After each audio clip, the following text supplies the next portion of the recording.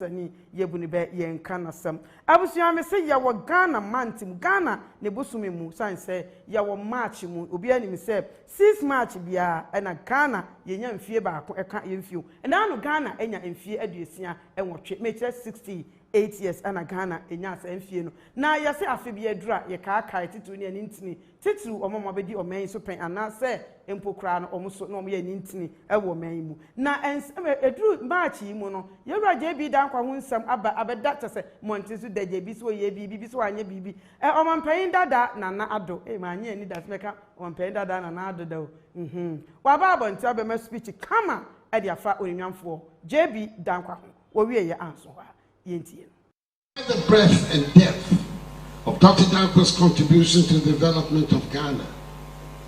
His name continues to elicit needless controversy in death as in life.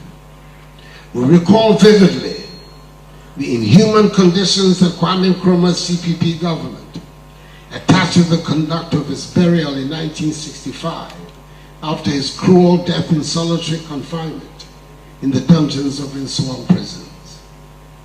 We are current witnesses, 60 years after his death, to the vicious name-calling that attends his mention by would-be responsible members of society. Those of us who love the work of this great champion of Ghanaian freedom and progress must take solace in this matter, not just from the benevolence of our God in heaven, but also from the philosophic calm which Dr. Danquah claimed for himself in the cells of 2nd D prison. In conclusion, it is now my great honor and pleasure to launch this compilation of commemorative statements. Okay, abusia muhu speech na do emaye no na speech we omaye metetene ne emfuna member bi se omo say ayes obi ewu a ebeka ho asempa se metu osisi ye se mi wu am ka so efia focus Oheneba de na ojo no kra na wo mpene ho asem ana anya sa na mbeka na eni o chire no mkwa akoka bibia ende ye se mo kire se ensama na do ka because see no ye yewura JB Danquah no ye CPP government on na so no CPP ni ye che se obaye no eniema bebre na se na omampan ni e kan omampan dada e che on speech o ma no e che se ye papa yi obi on so ba be yie bi so ata se Ghana no omo be make impact pa ewo oman Ghana mu no na onwamfo JB Danquah de meka ne se na oka ho sansem so speech we no enye ono nko ana maaye na me pese yewura eye honorable afanyo marking so no e de ne de so wo wie ye nsem bebesi achi science ensam a omampan dada e kan mitiwe no that time na no history no ene yenim but enkrofo kan nsem bi yenti honorable ne so ni speech ni wie na afa yentwa ensam a enkrofo so ede ebetu dwa no yenti ene so okyenhene Osajifo Amwetia of Penny, former president Etrenana Nana Addo Danquah Akufo-Addo. Today we gather in solemn remembrance and profound reflection as we mark 60 years since the passing of one of Ghana's most remarkable patriots, Dr. Joseph Boakye Danquah, who endured ultimate sacrifice for his love for his country and the freedom of her people. His legacy is woven into the fabric of Ghana's political, intellectual, and constitutional development.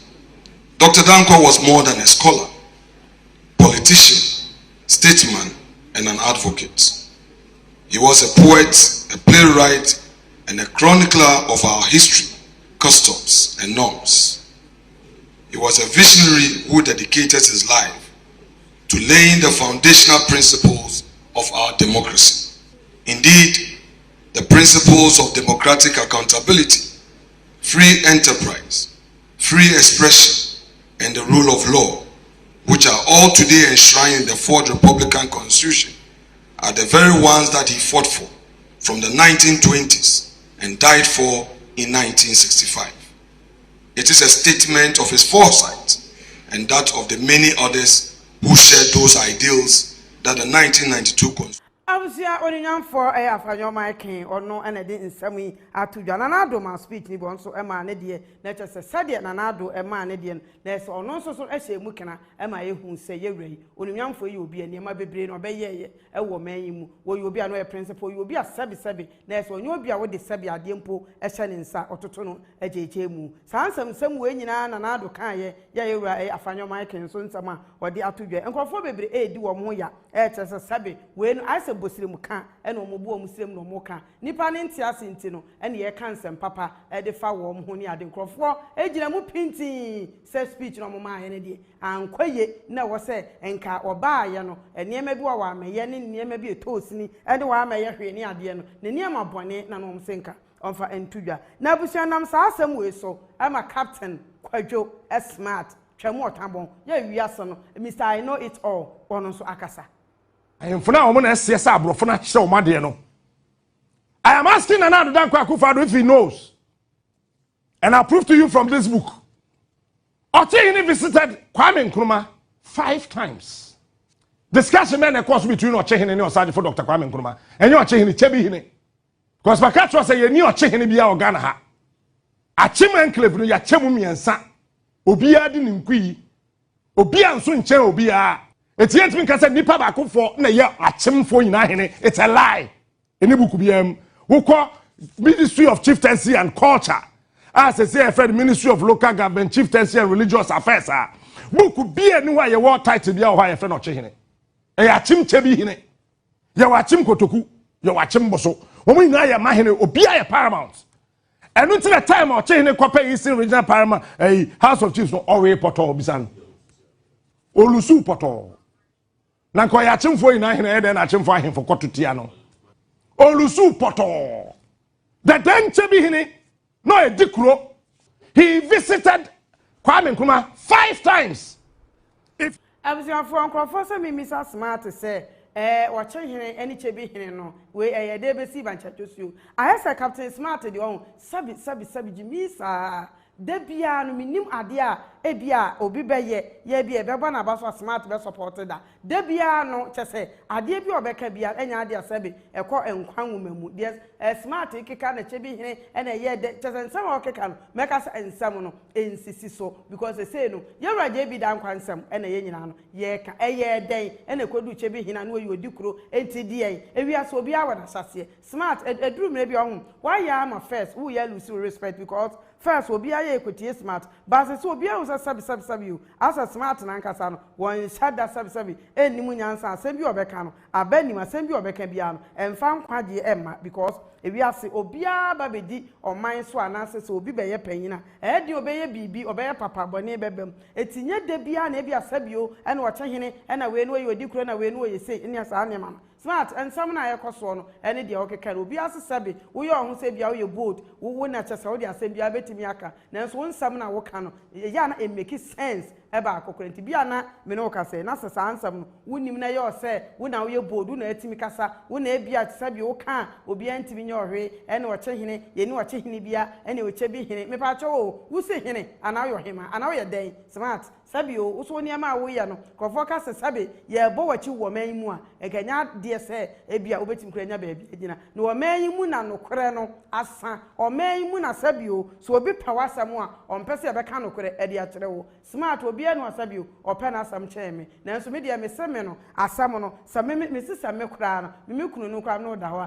na so wasam ba mesra beka me ba ne wuni anu wajai wacha asem na se abusia de Smart e kan nyansa ba kokura ni wo wie wasade we ato aso ne nsam nyina ne se na ye kan sei onunwafo je bi Danquah na oyi obi a na oyi hiani sere nkofo ka so esikani no onye sikani ba kokoro ba ye no bibia ni ho ye na hwede we Smart e chem na all kan sam yentie Smart nto aso no na fe enkomo no yeguso a edi His Excellency the former President of the Republic of Ghana Nana Danquah Akufo-Addo eka wo chebi presby asori dem say openi JB Danquah enkrofo nje say wo pass derogatory comments and remarks about him say ensam na ye keka bifa JB Danquah ho no enye correct asam na Honorable Murtala Muhammad kan no esu aso ye traitor JB Danquah konkonsani. I'm asking one question. obi kyerɛ ade baako papa baako pɛ sei a JB Danquah yɛ ya yɛbɛtumi de yɛn nsa atene so sɛ esi hɔ sɛ watwerɛ ɛyɛ papa ɛfa Ghana ho ebi wɔn kyerɛ me one sei baako sei JB Danquah da prison no na aduane a yɛno afirifie and then people say that JB Danquah was rich. He was not rich bia. If indeed JB Danquah was rich then the CIA and the Trianica and the Sikana man a busha for me, I didn't want to come out of prison. Can I stand? Eti, emo bia nyana dwen se corona yetimuno. People will try to twist and turn our history. It will not wash. CIA was paying JB Danquah's family the stipends. I the man went to man was jail because no money draw and concern no did. That is why Susanna Bryan was brought to Ghana during Professor Richard D. Mahoney's time, and by the grace of God, Kwame Nkrumah ni abaya ne twempena ta asam ne tote ye. Etwa da mape ewo positivity. Cause girl ne bae no, wo mo de ne bae. Say, ono onhwe don tuaka. So she was brought all the way from the United States to Ghana. And then I am challenging Gabi Ochedako. Susanna Bryan went to baby and JB Danquah dano. Yachini to no kwasra 4 times. Mebwana. Susanna kwasra JB Danquah 4 times. And then Obia we are Ghana near Yachiwatum.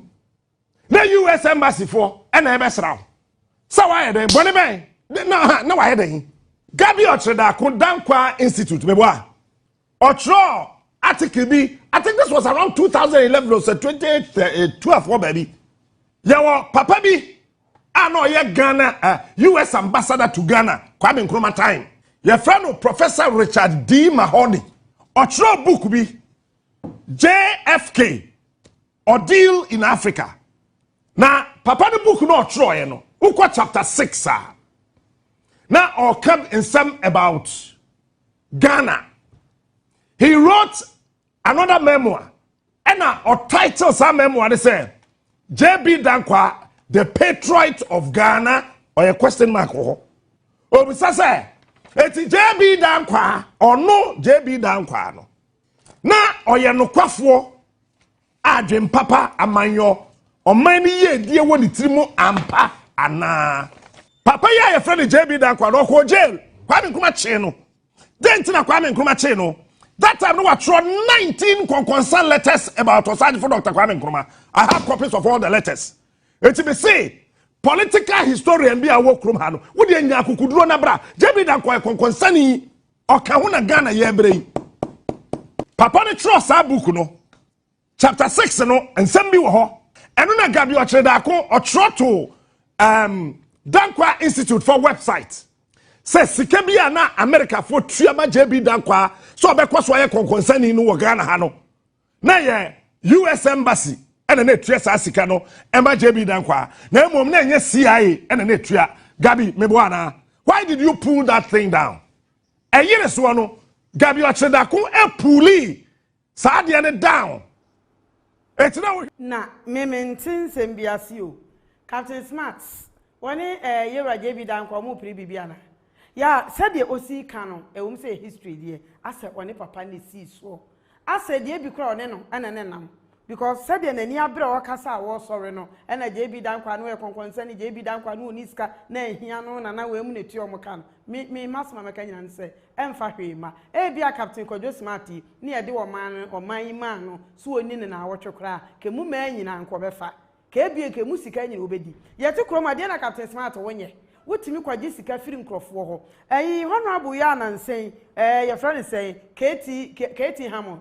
Wo woni mu agege ni sika diam. Waje ni sika oba ada wo Lucy ye. Hwe wo twen wo te sade papa no. Wonyi ni sika ni Smart. So asem ebo abra bonten na baba yi hu ano say man na wonyi ni sika ni. Ya na nse kwaka ase ko osi wuo. Eduru mere bia ho Bible say de ani se ogina ho no. Wo hwe ye no ahwe ase. Smart ye ne ho sabi o. Wono de ne ho te. Wati ase o. Wono de bi kura wonye ebo ne da. Wono nanim chese onim bibi. Abusuafo e bia kan ye me bia Smart ye. Ni bi kwa sabi ye te ho ana wo Smart utimi kwa abrochire. ekokofa obeyire ye nipa kro na anim so wokunu esan sasabio edi kakra bi a wanyentra emira bi wohwe ambulance nsensem bi e baaye sika bi omtuatua ma wo Captain Kojo Smart efa hene si ya kasi ya kansa na sa wuni mobi edi obi so ni mudi o but ase de bia asem bi si a Smart ye nyare no wonka ana nwoma onu nanim onu na betimi aka bibia ye braje bi Danquah sabi onte ase ye se ya fi bia so a ye kai wo mo ene na ye kam to de se ye se wo ye we wanye we no ye wo ho ye wonkrofo bi omso abebu oman yi bi ya omso wo ho omdo mo ti ase omu wuye wo mo niam om ye ye nye kobo omama ne sese wo so ye ndc ni ye bra John Dramani Mahama wodi ka ba akono eniema ebe ye ni dum so ne de sisi ani ade no Smart wo be kan ya na enasa niema bi enkoso no sese na ekoma ni brenti no wo so ye ndc ni ye bi akodwan ni ndc no be pa acho wo mpese bi Smart eniema mo be ya enye wo ka wo tena se atimi ka se ndc ba ye oyese tama na wo so wo mpp no na atimi ba abonte be so ena Smart otimi ka so ena ndc e ba ye sese wotimi kan na fata se wo no akata wo de so ena wo kun obi de se de wani esi abra wo ka je bi Danquah do ba ye no ni sika na ehia no Smart wo betimi atransa aka se nyankrofo sika na wogegea ebia ofie na wasi esi asojafo ene guide wo ka se eye upe ena wo de ye ya na eduru mire bia wo yenso so no ye ye bi ti enye obi asema yenso so nka enya se enya platform nti no na Smart wo kasa wo kasa gidgidi na wo so gina wo ne ye kasa Smart do wa kukuduro wo ye se Smart wo ba wi ase acho mprese chene ya che wo no e ya de papa bi na ye ne che wa na eduru mire bia asa Smart ya doso asa mo je chene so ana Captain Smart de o wande otimi bwa na dwene mampanimfo ojeje wo musika na se duru mire bi na wunya bi mana na so aba free so a no atwene ho no pretend kra sade sabi o maje hwe e wo ho eduru mire bi na akokọ kan wadwe be so be expose wunti no na bia wuntimi ma mekanti niema Smart wo so wo ye no so bra be redo biography sade wo ka ye wraje bi Danquah de o de ate ase obe wa ma ye hwe na ehia no anu o ye maasam wo so e maasan ene wafa emasan no adada omu wiase ade eba mo mpa no kurenti no ye kan na Smart ye tada na medu baabi no obi ye Smart kan no kra na madi ya wo wa woni Smart ho na beka sa Smart obi o kan no kre ho na beka sa Smart obi asabi o ye timi di ade ye hya densa okoto ho na boka na de Japan ne ma ya mkonko bi sa otimi kotua ya na azanu ne ma Smart yo okromu so obi anim wati ase bata duru mire bi ase ye nyina ne ya ne ya ye din se ye nyina ye ba ko tie nka ba onye obi asam a na wo ka to nsa na wo sore ne ade this time no ye ma obi a nye nkata ne de so na ono ma me bi obi de so to se je bi Danquah no wo ye kromfo ya azan ye konkonsani a Smart onso de e na wo ye eno na Ghana fo se wo mo patie ya brawo de bia ne enkrofo ho nsam abusua afei ana ye ko ye wura bi so na